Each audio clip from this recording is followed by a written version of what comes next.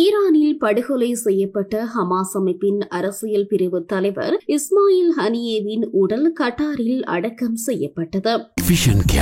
நம்பகமான பார்வை. இப்ப யாரும் வர்ற வரைக்கும் காத்திருக்க தேவையில்லை.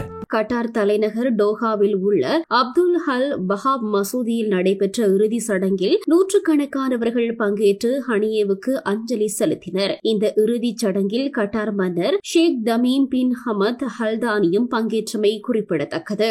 இஸ்ரேல் ராணுவம் நடத்தும் தொடர் தாக்குதல்களால் 38,000க்கும் அதிகமானோர் கொல்லப்பட்டுள்ளனர். ஹமாஸ் அமைப்புக்கு ஆதரவாக லெபனான், ஈரான், சிரியா உள்ளிட்ட நாடுகள் செயல்பட்டு வருகின்றன. ஹமாஸ் அமைப்பை சேர்ந்த முக்கிய தலைவர்கள் அங்கே பதுங்கியிருந்து அமைப்புக்கு ஆதரவாக நிதி திரட்டி வருவதாகவும் துருப்புகளுக்கு பயிற்சி அளிப்பதாகவும் இஸ்ரேல் குற்றம் சுமத்தி வருகிறது.